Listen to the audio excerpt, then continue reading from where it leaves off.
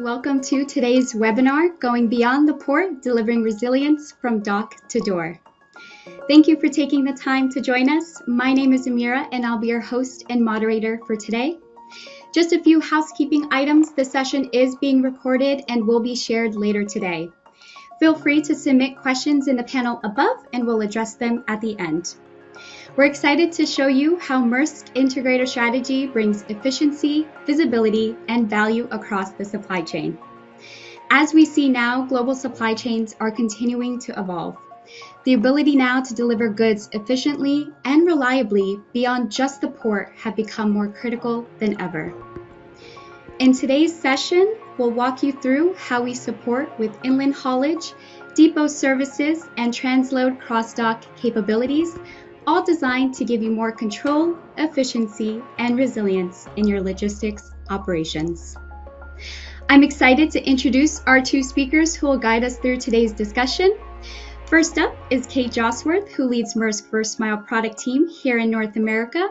She's responsible for developing and executing strategy around inland haulage and carrier management, ensuring your cargo moves reliably and efficiently beyond the port. Kate will set the stage and will look at inland transportation and depot solutions and how it's evolving to meet customer needs. Then we'll hear from Matthew Corrin, who heads up technical sales for Maersk Warehousing product, including transload, cross-dock, deconsolidation, DC bypass, and much more. Matt works directly with customers to design these custom inland flows that optimize speed, cost, and flexibility. He'll walk us through available solutions and the value they hold. And finally, we'll open it up for Q&A. Again, feel free to submit those questions at any time using the Q&A panel above. We'll answer them as we go and towards the end of the session. And with that, let's dive right in. Next slide, please. Awesome. Now let me just ask everyone here a few questions. How many times have you found yourself wishing things were just a bit simpler when it comes to your logistics? Maybe it's needing more visibility. Maybe it's needing faster responses. Or maybe it's just needing one person to call instead of chasing 5. What if your supply chain was truly connected end to end? What if your cargo just showed up where and when it's supposed to without the extra headaches? If any of that hits close to home, you're definitely not alone. Let's take a look at how we're helping make that a reality for our customers, starting with our integrated inland approach. Kate, I'll pass it off to you. Thanks, Amira, and thank you everyone for spending a few moments with us today so we can introduce you to some value-added solutions that Maersk can offer for you to really enhance those challenges and help you navigate the ever-changing logistics industry that we have. Within Maersk, we're pleased to offer an integrated network across our land and sea that offers customers options to manage their supply chain across different geographic markets to realize true operational synergies. Within the scope of our offerings, we have key integrated solutions that we can offer to you no matter your nominated ocean provider. This makes us unique in the market in that we can service both Maersk shipments and non-Maersk bills of lading shipments. So within the map, you'll see some of the great markets where we have truly integrated solutions that we can offer across our container drayage, depots, and transloads. We know challenges in the market like no other. Backed with over 100 years of industry experience, this is where we are able to say that we have safely navigated these challenges within the industry. Change remains a constant theme and has remained a constant theme over the 100+ years that we've been offering solutions to our customers. The landside optionality, given the size, scale, and scope of the U.S., is a key value differentiator for customers in their supply chain management. This is also one of the key challenges to navigate that, if not managed correctly, can influence your supply chain costs in significant ways. Really driven by that mismatch between container drayage capacity to the warehouse capacity needed. The integrated landside and warehouse networks that Maersk can offer remain a core value proposition to our customers to help manage and navigate through these challenges. When we look at our inland network, We're very proud of the inland network that we've been able to develop for our customers to offer fluidity to our customers in their supply chains. Our network offers 100,000 unique routings, which can support both our in-house and which are supported by our in-house and third-party networks. Our scope enables for our customers to rely on Maersk inland capabilities, no matter if they need it for a one-off shipment to locations or consistent volumes for a year, multi-year contract. This agility is extremely important during times of supply chain disruption when you need different alternatives and plans to keep your cargoes moving. I'm sure many of us right now are in plan C of the supply chain plans that we had built out at the beginning of this year. This is where Maersk is really able to offer agility, that no matter the destination, the consistency and reliability and execution and service remains the same no matter if you're on plan A, B, C, or D within your network planning. Within the scope of services that we're able to offer, we're pleased that we can offer 2 seamless product offerings to our customers, no matter their buying preference within the supply chain. I'll talk to you first about our intermodal carrier haulage offering, or commonly known as store door within the market. For Maersk, and this is really tailored for Maersk ocean bills of lading, in which the ocean and inland is coordinated and executed by Maersk on the same bill of lading in which the cargo arrives. This also means that we can offer consolidated invoicing between your landside and ocean solutions. Being both the transport provider on the ocean and the land enables for us to offer some unique value propositions to our customers, such as the ability to stop the empty container detention clock on site at our customer facilities, reducing risk and additional cost exposure. Of course, we know that customers enjoy having different options within their supply chain, as every supply chain is unique. Therefore, we're also able to offer standalone drayage solutions where customers choose to consolidate their vendor pool at the trucking level. So this is where we're able to be that consistent trucking provider, no matter the ocean bill of lading in which your cargo arrives on. Having optionality for our customers is something that we've worked very hard to provide to ensure that we have a solution no matter our customers asks for us. When we dive in double-click a little bit deeper into these 2 different options, so I'll walk you through a little bit the value proposition of each of these options. So under a multi-carrier CY, this is what we can offer across any ocean carrier bill of lading. There's a negotiated base rate. And then all additional charges are done based off of usage. Under this model, the fuel will fluctuate based off of the weekly diesel rates, as well as the cost in which you're charged for chassis will be based on the number of days that your cargo remains outside of the port. This is an option that many customers choose as they're able to flex their supply chain and take advantage of some of the market fluctuations, such as the shifts and changes with diesel rate. For customers that choose to want to have more of a bundle-based solution, this is where carrier haulage comes into play. So this is for Maersk bill of lading only, and this is where we bundle those common charges such as the fuel and the chassis into one rate that is filed within your ocean bill of lading. This enables for rate consistency across shipments, no matter the operating climate of the port or inland CYs. This value proposition of this product is especially realized during times of congestion as we build in and lock in what our rate will be. So even as drivers start to have to charge additional fees to access ports because of supply chain delays increasing those turn times, you as the customer will not receive any additional charges from Maersk. This is really helpful and beneficial, again, as we're in some supply chain disruption and being able to have some transparency and consistency within your cost models so you can focus on other elements of your supply chain. Again, this option is for cargo only on a Maersk bill of lading, and one of the benefits of this is you are able to bundle your ocean invoicing and landside under one payment structure, and we align those rates aligned with your ocean contract, so you don't have to worry about differentiations across your different timeline needs. One of the best ways in trying to understand if this solution is best for you is really understanding what your total trucking costs are and what your flexibility is within your warehousing contracts. And Kate, really quick, because you mentioned multi-carrier haulage and carrier haulage, right? How do customers know then to choose between the two? How do they differ from each other? Sure. So really it depends on how you want to consolidate your supply chain. Both options are great. Both options provide trucking solutions to customers, but really it boils down to, are you needing consistency? Are you wanting to be able to forecast and know what your cost is going to be on every shipment? For instance, if perhaps you're reselling your cargo to somebody else, you will then know that your rate for trucking will always be, we'll just say $850 for every shipment. And so that can help you pre-plan accordingly.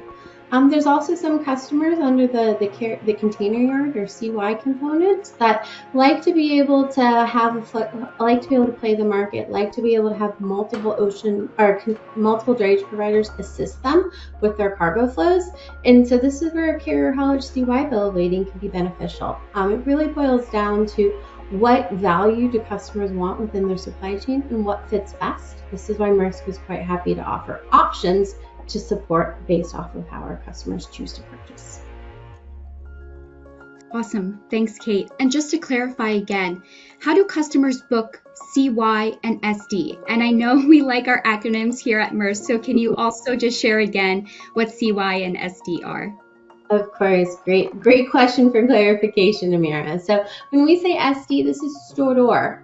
So this means that the ocean provider has responsibility to deliver your cargo to the nominated warehouse location. And this can be booked any way that you book ocean cargo. So if you have an EDI connection with Maersk or on Maersk.com, this can all be booked in that manner. And then CY refers to where the ocean carrier's responsibility ends, which would be at the container yard, or CY.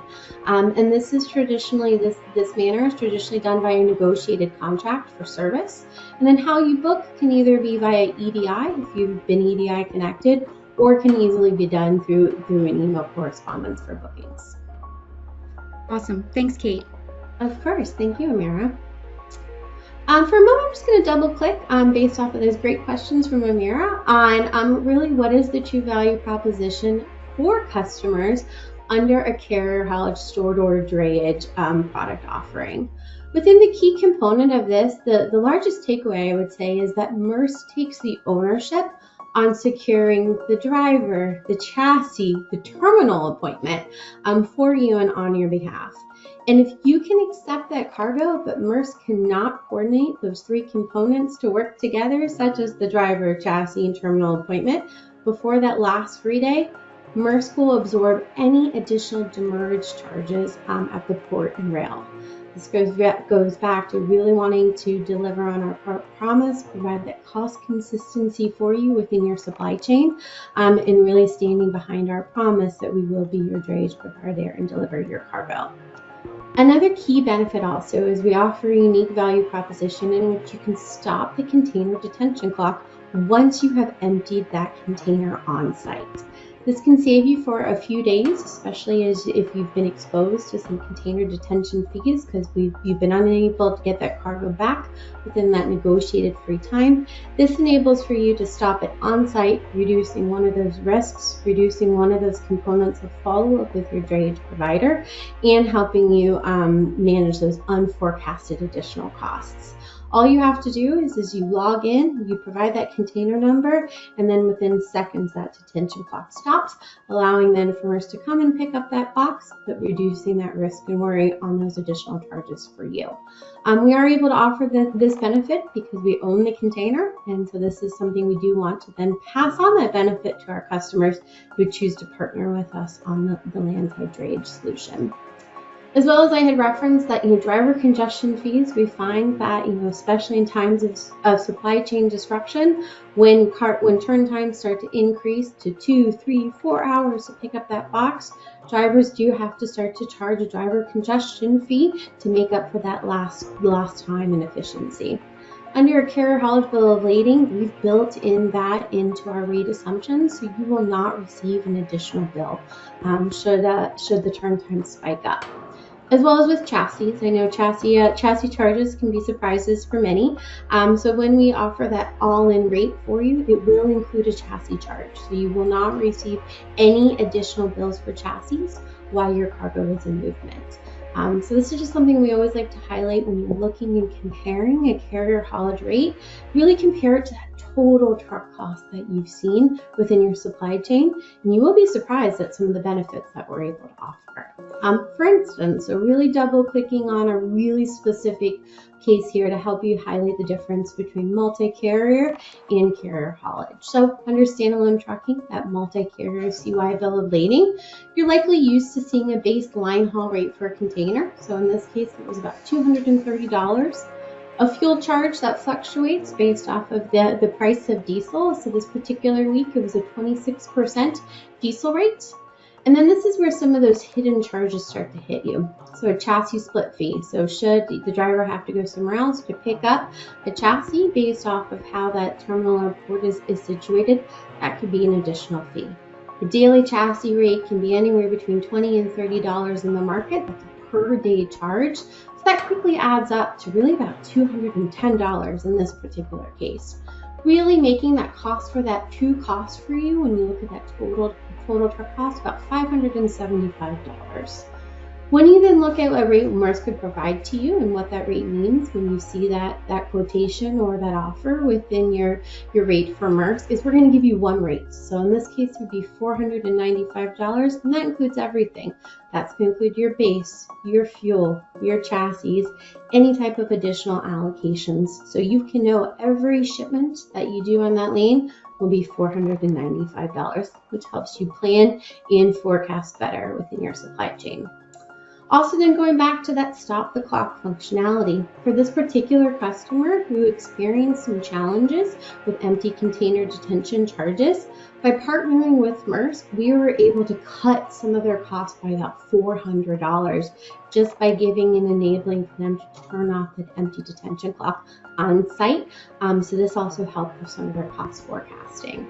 So if you are looking for ways to save and find efficiencies in your supply chain, really partnering with Maersk under a carrier haulage bill of lading can help you do that by taking away some of these hidden charges that have a tendency to pop up, increasing your overall cost per container.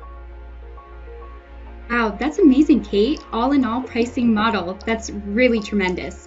So now when we look at multi-carrier, what benefits can Maersk offer there for customers?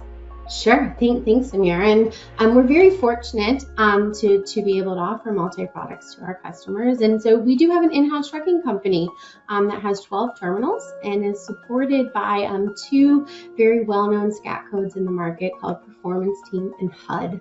Under these SCAT codes, we have been offering drayage solutions to our customers for over 40 years in the market. And so with this, we're very proud to say we've been in the market for 40 years, as despite the challenges of trucker consolidation, bankruptcies, our tenure in the market and ability to weather these market fluctuations enables our customers to rely on our ability to service their needs year over year. Across the network, we have an average port fill of around 2.2 days, which ensures that we're able to gate out our customers' cargo before their last 3 days on terminal and allow for them to get and transport that cargo throughout their supply chains.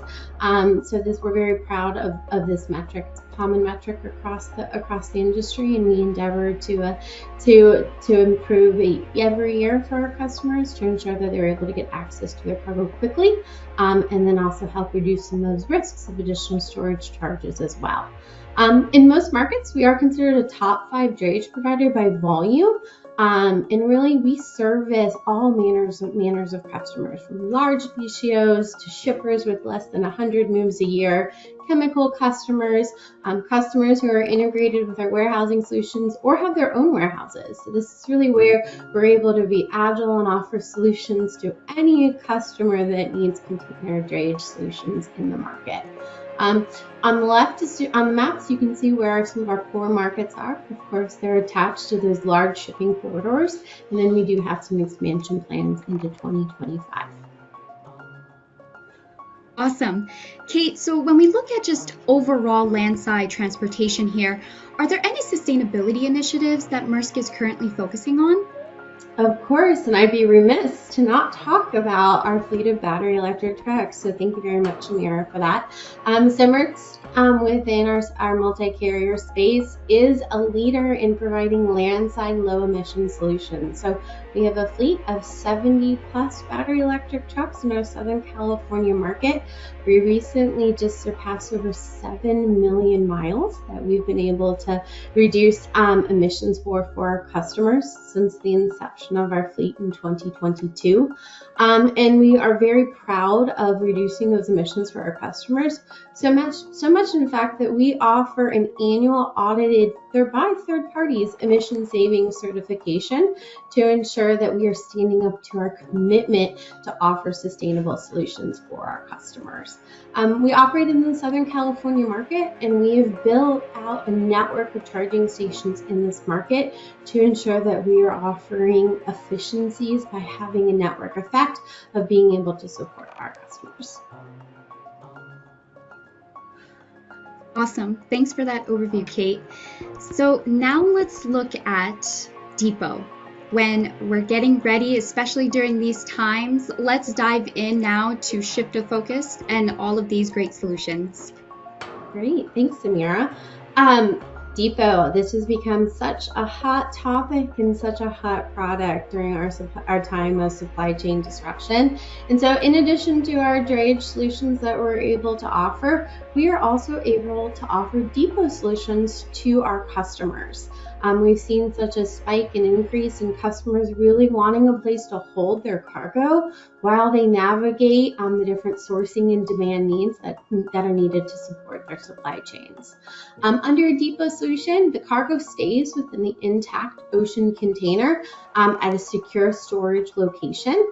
And keeping the cargo in the container enables for agility within your supply chain, as you can redirect that container to really what is that nominated place of demand without having to rehandle the cargo inside the container multiple times. Our depot footprint that you see on the screen offers solutions both inland and at port locations to support the various distribution networks.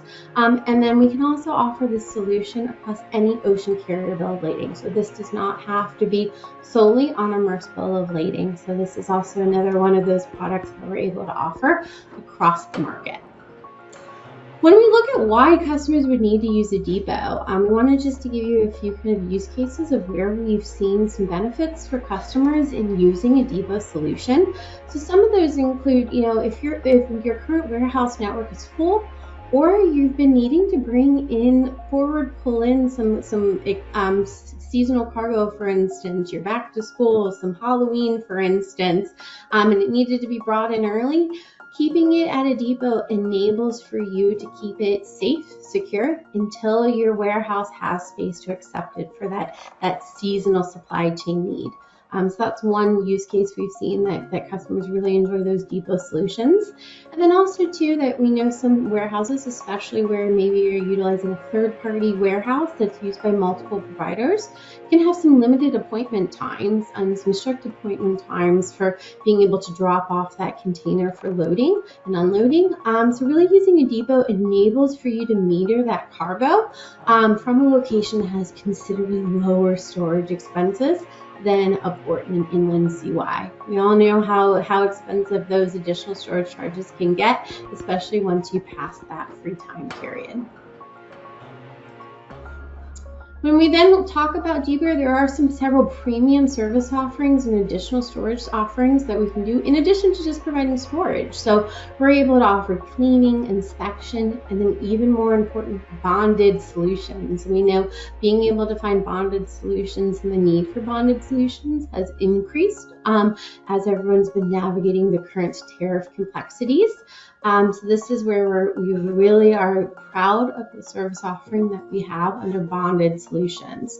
So on the screen, you see our 15 different locations that we are able to offer within our network where we have bonded solutions, as well as our tariff rates that we're able to offer for each of these solutions. So of course, our largest options are in Memphis and Chicago, and we do have flexibility of contract lengths and can again support all the ocean carriers' bills of lading on this. And so we do have different grounded and wheeled depending on customer preference as well.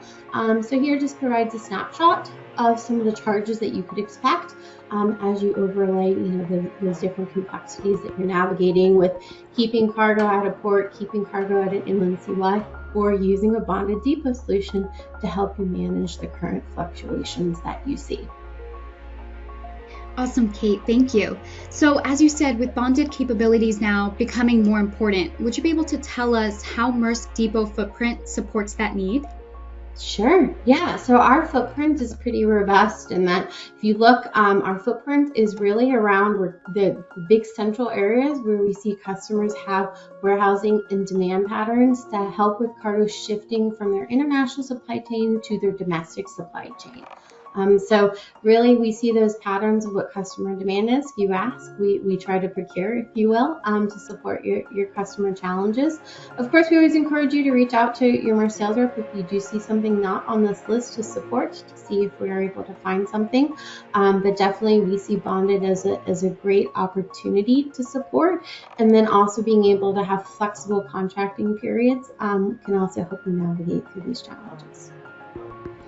Awesome. And I know when we talk right now about building a more connected, reliable inland solution, right? It's really then about removing the friction, whether that's in transit, at a depot, or even at the border. And when we speak of borders, if customs clearance is one of those areas that tends to slow things down, or especially right now, right, create uncertainty, we actually have a dedicated customs webinar next Tuesday that dives into how to gain better control and predictability when moving those goods across borders. So if that's something that's on your radar, make sure to join us. We'll post the registration link in the chat for you guys.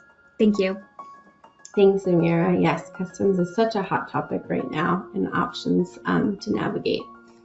So finally, too, just to highlight again, similar to how we have, value-added solutions for customers when they choose to partner with Maersk, we are able to offer, through our depot solutions for Maersk Ocean Containers, we are able to offer a specialized demurrage and detention program in which we can stop that demurrage and detention clock and then introduce a reduced fee during that storage time. So that enables for you to enjoy both the benefits of depot and then your negotiated free time that you've negotiated with Maersk for your demurrage and detention will resume once that container is gated out of the depot. So this enables for you to really be able to reduce some of your cost exposure while you are using those depot solutions for storage. Also, the majority of our depot solutions are grounded, which also enables another cost savings for you, as you will not have the impact of additional chassis charges while your cargo is in storage. Through our customers that have really enjoyed our depot solutions, on average, we've been able to offer them about a 40% savings from their original demurrage costs and about a 62% savings on their detention costs. So this is really helping you find those pockets of cost savings while you're looking for solutions in your market. This is so important that in a time of additional cost exposure, the usage of the depot can aid with minimizing that cost exposure and enables for you to pause your supply chain in a secure space while you navigate your next steps. And I think that is all I have for you, team. I will hand it back to Amira. And Awesome. Thank you so much for your time. Thanks, Kate. All right, so now let's talk about when everything starts to click, all of these amazing bundled solutions. With drop and hook, real-time visibility, and one system to manage it all, our bundled solutions really keep things simple and efficient. You get fewer IT headaches, fast turnaround times, and priority access at Maersk sites, plus the ability to scale as your business grows. So because we move our containers to our own facilities, you benefit from operational advantages. And to show you now how this all comes to life on the ground, I'll now hand it over to Matthew Corin. Thank you. Yeah, and just as a segue from the first mile and the depot products, all of those can be complementary or combined with our warehouse solutions. So any number of these warehouses are used under a carrier agnostic arrangement. So doesn't have to be served directly by a Maersk ocean shipment or even an ocean shipment in general. From what you're seeing here on the screen, this is a representation of our network overall. We're going to focus specifically on our deconsolidation and consolidation solutions, but Maersk has built out quite an extensive network over the last 30 plus years, more significantly with investment both through acquisition and organic growth over the last 5 to 7 years. Classically, the deconsolidation and consolidation services are generally more port-centric. So we operate facilities in all major port markets, and we really have multiple facilities in all major port markets. And that's really to bolster the capability and the capacity that's needed for cross-dock, transload, or any deconsolidation solution. A majority of these facilities are automated and offer multiple levels of automation or robotics to assist in the process. We do have some facilities that offer more levels of specificity or unique market differentiators. An example of this would be in Vancouver. We operate a facility that's on the CP, the Canadian Pacific Kansas City Southern Rail property. So that offers our customers direct line access to a Class 1 railroad with lift-on, lift-off service. Pretty unique offering in the market. And something that we feel is a key differentiator when it comes to transload and cross-dock services. The other thing to mention is, and we're going to be focusing in on this, is the blue dots on the map represent our drive facilities, which is where we generally will leverage those deconsolidation solutions. Diving into cross-dock and transload specifically. So as we kind of define our strategy behind them, we look at what they're accomplishing and what the intent is. So with transload, it's a fairly simplistic approach, at least in the way we define it. We're looking at transferring cargo directly from an ocean shipment, or even on an export side from an inbound trailer or an inbound equipment to an outbound. Fairly simplistic, single destination, not a lot of complex sorting. We can certainly offer different merge and transit solutions. It's fully EDI capable, so we can get direct connectivity. And this has a lot of different speed methodologies behind it, where transload can either speed up or offer a slowdown approach to the cargo. Similarly, in a more complex scenario, cross-dock is where we're transferring goods with multiple destinations under a single inbound container or inbound piece of equipment to other outbounds.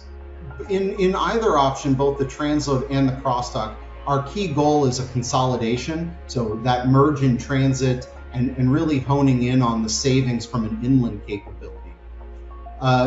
And then the last component for our transload and cross-dock capabilities is what we would call delayed cross-dock storage, but more specifically, it's under DC bypass or direct ship. So this is all predicated on product being pre-sold at origin. It still will allow for more of a dynamic routing scenario where cargo is not fully subscribed to a destination while it's on the water. So we do allow for changes in destination for transload, cross-dock, and DC bypass to happen. But under the DC bypass model, we're acting as our customer's warehouse and receiving the goods, knowing that they're going to their customer's warehouse. Usually there's a laydown period that happens where we scan the cargo in, perhaps apply a label, route the cargo specifically to a destination, wait for that window for compliance reasons, and then ship it out according to what the routing guide requires. So all of these solutions can be combined, they're flexible, they're scalable, and generally we're looking at these programs as more of a pull sort of offering as opposed to a normal intact movement, which is a push. Awesome. Thanks, Matt.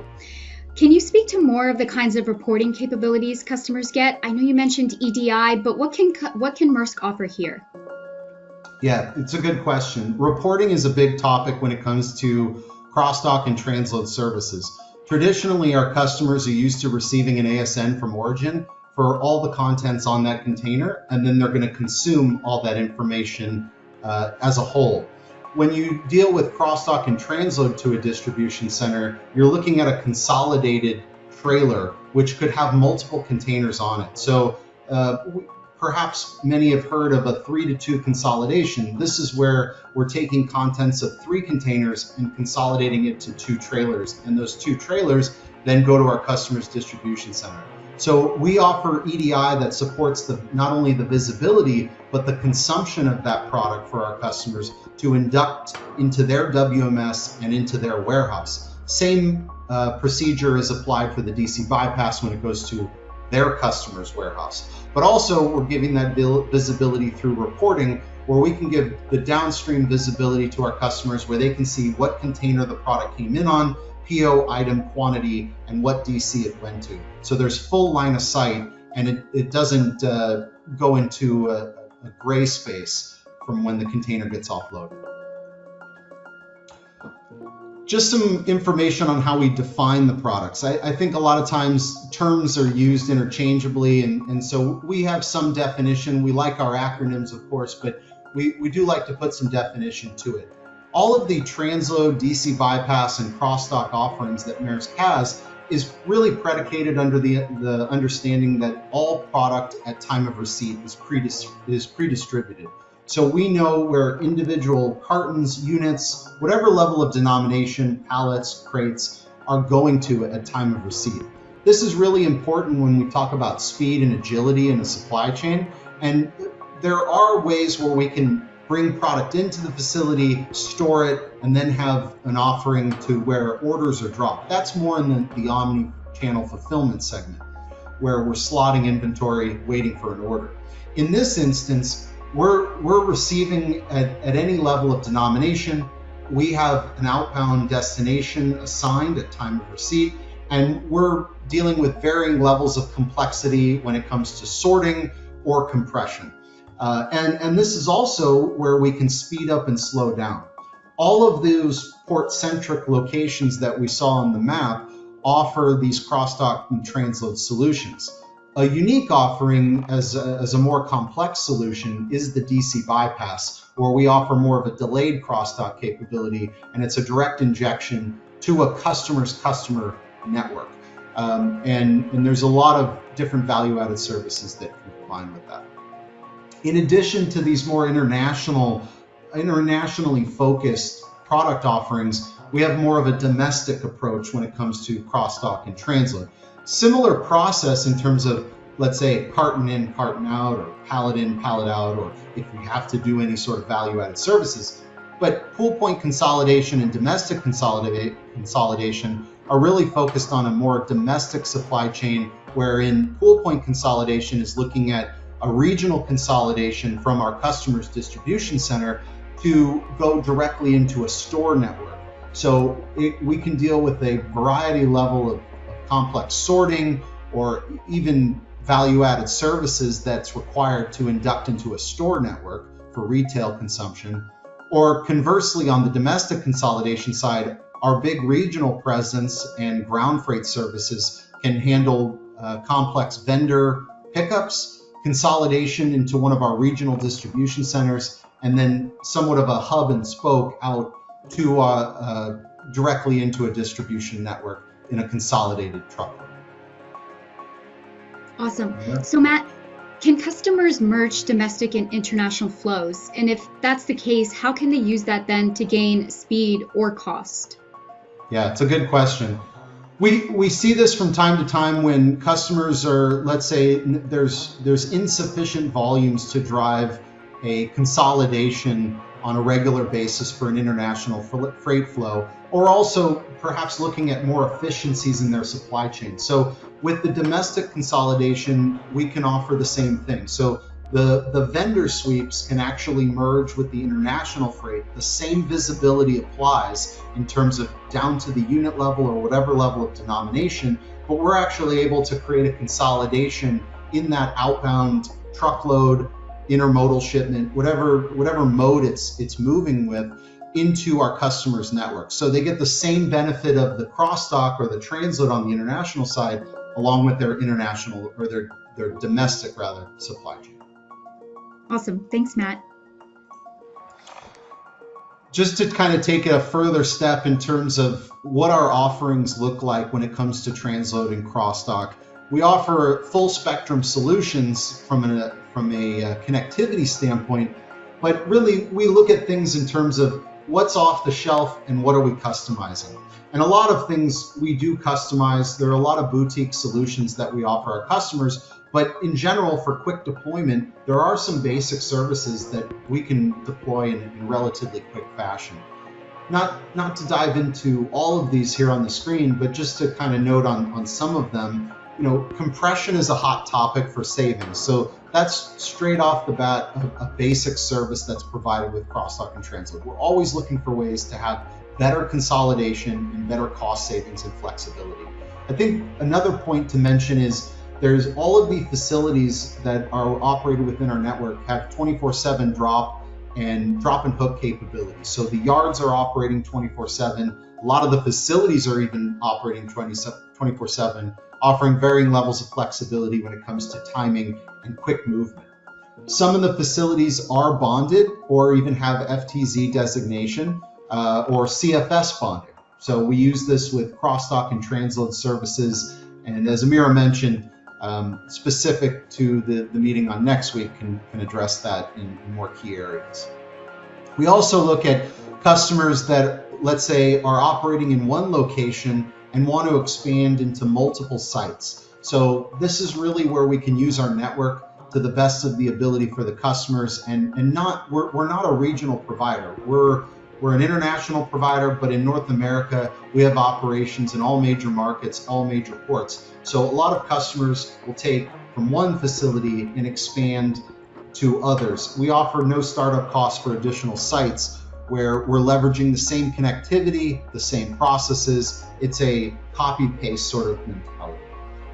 And then, through the first mile services and even our middle mile services, we offer consolidated invoicing and bundling of products within our own capabilities and network. And that goes for ocean, first mile, transload, and middle mile, where we can actually consolidate under what we call an ocean plus transload for a consolidated shipment, where single invoice, single point of entry, and really getting a more tailored fit for our customers. And last item to mention is control tower. So a lot of times with the multi-site offerings that we have, we still want it to feel like there's a single point of contact within our network for warehousing and distribution that our customers can liaise with, not only from a commercial standpoint, but also for the executions perspective. So the control tower sits on top of all of our executing facilities, offering reporting, visibility, communication, and more of a centralized customer experience. Amira? Awesome. Thanks, Matt, for that amazing overview. So actually, we have time now. We're going to dive straight into the Q&A portion of the session. Please, again, share your questions using the chat box above. And just to kick us off, Matt, I actually see one come through, and I'll direct it to you first. How critical is transload location selection and optimizing inland flows? That's a really good one. Yeah, that's a great question. I think one of the biggest things is proximity to ports. What we see in terms of selection is that transload and cross-dock facilities, generally speaking, the goal is to have them within at least 20 miles of the port.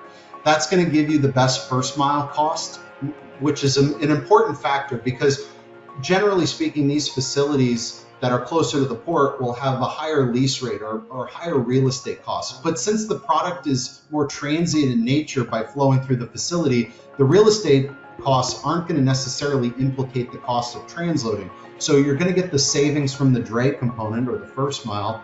And then because the product's moving so quickly, it won't be so highly implicated with real estate costs. What we also see is where customers are taking advantage of a multi-port offering, where we'll build a resilient, let's call it a four corners approach, where we offer the transload and cross-dock services in multiple port markets in any number of facilities, and they can mix and match for a more resilient approach depending on disruptions in supply chain. Awesome. Thanks, Matt. And Kate, same for you. When we talk about depot, how important is it in location selection and optimizing those inland flows? Yeah, that's a great question. So I think you'll see a lot of the same synergies that you see with the warehouse and with depot, and that they're in common markets because they're complements to each other. Most warehouses do have a depot close by to also help with some of their metering and flow. So where you choose to do your depot is also just as important as where you choose to do your warehousing. So they're complements to each other to assist, and so you'll see commonalities in your depot selection as well as with the warehousing selection. Awesome. Thanks, Kate. And actually, I'll direct the next one to you. So in times like this right now, how are shifting global trade dynamics influencing inland strategies in North America? Sure. I think some of the inland strategies really go back to the ocean patterns. So we did see a little bit of a flux, right, in terms of a surge of bringing cargo inland ahead of some of the tariff ramifications, especially now that we're in this 90-day pause with some of the other locations on the tariff. We are starting to see customers really bringing in as much cargo and forward loading as much cargo as possible.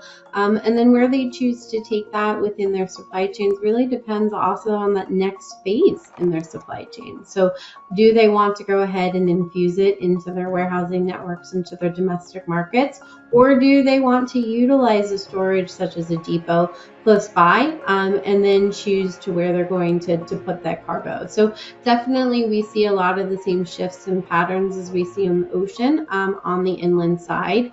And then we do see customers that have a balanced strategy. Some will choose to deconsolidate some of their cargo at the port, and then others will choose to also have some of their cargo go inland and stay at a depot too. So that's the great thing is with supply chains is there's optionality and agility, and partnering with a customer like Maersk helps you navigate what is the best option for you. Awesome. And Matt, same thing with you when we talk about warehousing strategies in North America. What are you currently seeing right now?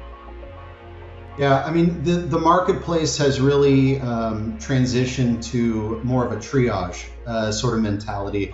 And what we're seeing is definitely a change in terms of what solutions we need to offer to stay at pace. A lot of them really are focusing in on the cross-dock locations as it relates to our more of a CFS bond or more of that deferment of duty. So we're really reacting to the market in that way by trying to provide our customers whatever solutions we can to keep them moving, but also to avoid any hang-ups where goods are not flowing. Because I think at this point, the idea that goods are going to hold back or there's this pending effort, goods still need to sell. So we're still really focused on driving efficiencies and really providing solutions. So Matt, with that, what types of customers then would benefit most from transloading and why? Yeah, a lot of customers that benefit today from transload and cross-dock traditionally have been in let's say the vertical of retail and lifestyle, but we see a lot in automotive, FMCG, and other commodities that can benefit from a consolidation, that are getting inducted into various types of buying networks. But also, for our customers and what we offer, when it comes to cross-dock and transload, it's a sign of maturity in the supply chain, at least in our imagination of it, because the product is pre-sold in terms of its characteristics. So the flow-through idea that cross-dock and transload offers is where we're providing an expedited movement of it. We're also validating the shipment. We're perhaps doing other value adds to it before it gets inducted into a network. So customers can benefit from not having to spend the money themselves if it's their own distribution network, where they can leverage our network, which is it's a 3PL network and it's a shared solution. So they're getting cost savings there. But we handle multiple denominations of goods. And just because the product might be, let's say, heavy or large cube, doesn't mean it can't benefit from cross-dock and transload under more of that expedited mindset. Thanks, Matt. And Kate, when we talk now more about the carrier haulage and multi-carrier haulage, again, what types of customers would benefit from both? And I know earlier on we described each of those products in depth, but tell us a little bit more on what they would benefit from now. Sure. So when we look at customers and how they choose to choose their product within Dray, traditionally we find customers that have a higher market share of allocation on a Maersk ocean vessel will choose to do cargo within carrier haulage space, as they want to unlock those additional benefits that they get under carrier haulage. Being able to stop at empty detention clock, for instance, being able to enjoy that cost basis and that predictability. But then customers that choose multiple ocean providers, that have more of a balanced strategy across their ocean providers, will lean in more to that multi-carrier solution, because that's where they can choose to consolidate at the trucker level. So they only have one or two nominated truckers accessing their warehouses versus having to have a separate trucker that then accesses their warehouses. We do have a special sub-product under that carrier haulage where we can actually take your nominated trucker that you've done through a separate drayage tender and almost act as the forwarder for you when execute that relationship. We call that customer provided trucking, and that's where a customer can actually enjoy the benefits of both. So going back to, we want to be agile and support our customers however they choose to consolidate their supply chains. That's where we really endeavor to offer solutions to our customers for them to unlock the different benefits of cost savings, agility, and predictability within their transportation space. Awesome. Thanks, Kate. And this one is actually directed to you. Someone asked, what inland habits can I take to avoid demurrage and detention?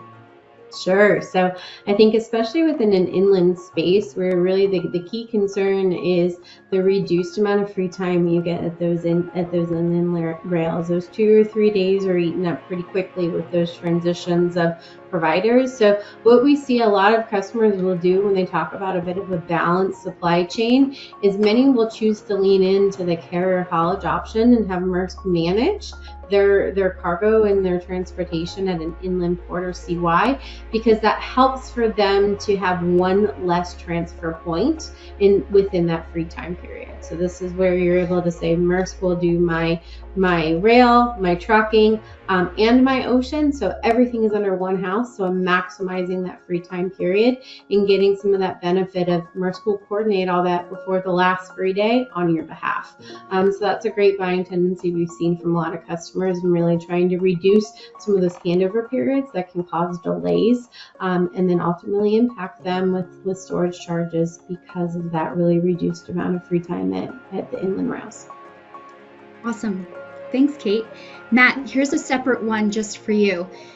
Are customers beginning to diversify routing strategies again, or consolidating more than ever? What are you seeing right now?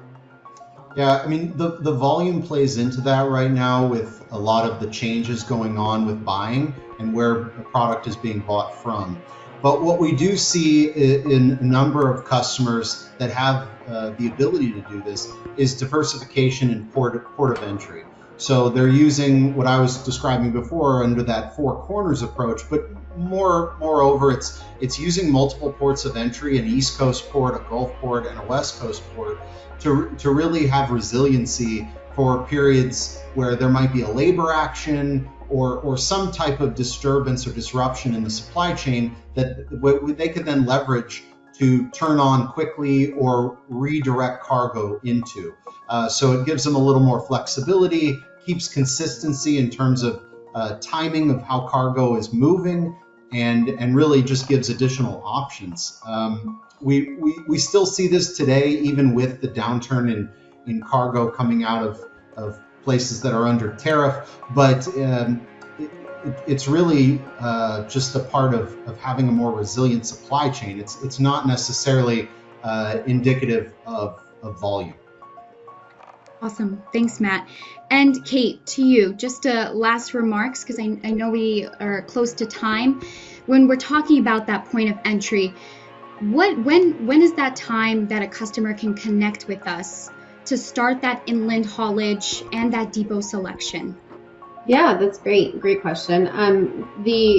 How you choose to purchase and when you choose to purchase, really you need to make that decision while your cargo is, ideally booked. But of course, if you are trying to find in some optionality while your cargo is on the water, definitely you want to make those decisions before it hits the port. Because that's really where that clock starts on that free time period. So Maersk can definitely, you can transition your cargo to Maersk while it's on the water. We can definitely take it from you there. But the earlier you make those decision points, and we can plan and onboard you and ensure you have a great experience working for Maersk, of course, the sooner the better. But should something happen that you do need for Maersk to step in, especially on a carrier haulage where we already have some of that billing set up for you, that's where we can really tap into our network of 200 plus trucking partners to really assist you. Awesome. Thanks, Kate. Well, I know it looks like we're coming up to the top of the hour. I still see a few questions come in, but we'll definitely address those at a later time. For now, thank you to Matt and Kate for all of the insights shared today, and thank you to everyone who joined us. If you're interested in learning more or discussing any of these services in detail, please reach out to your Maersk representative. If you do not have one, please reply back to that follow-up email that you receive. And you'll also receive key takeaways and, of course, a link to the recording. And on behalf of all of us here, thanks again, and we hope to connect with you soon.